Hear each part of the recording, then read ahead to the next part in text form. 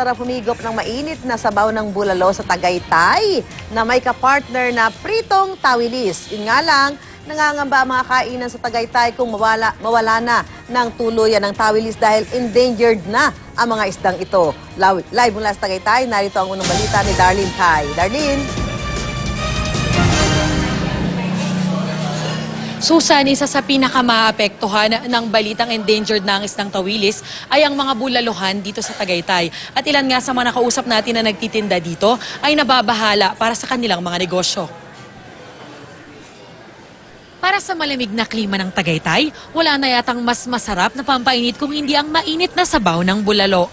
At ang perfect na kaparis nito, ang pritong tawilis. Hindi nawawala yan sa mga bulaluhan dito. Yun nga lang, may lumabas na pag-aaral na endangered o nanganganib ng maubos ang isdang ito.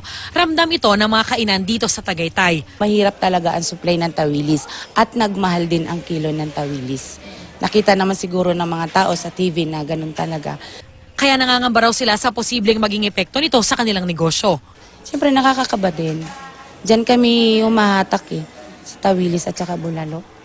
Hindi naman daw sila nagtaas ng presyo ng tawilis. Pero dahil nga sa mas kakaunting supply at pabago-bagong presyo, ang ilan sa kanila ay dumiskarte na lang. Bawas na lang po ng konti doon sa mga serve namin. Hindi po katulad dati na yung dating dami, yung ganun. Kasi syempre hindi po kayo pwede magtaas ng price, yung ganun po. Kasi mabibigla po ang mga customer po namin. Ang magkakaibigang ito, dati nang umuorder ng tawilis kapag kumakain ng bulalo. Pero hindi ngayon. Endangered na kasi, nabasa lang namin kanina. Kaya hindi na kami umorder. Huwag muna masyado madami yung consumption pati yung paghuli ng tawilis para hindi mawala talaga.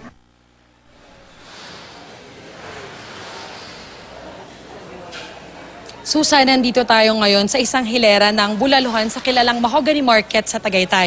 At makikita natin dito nga sa isa sa mga kainan dito na marami pa naman silang tindang tawilis. Makikita nyo na bande-bandehado pa yung nandito at meron pa daw silang mga supply na lulutuin nila.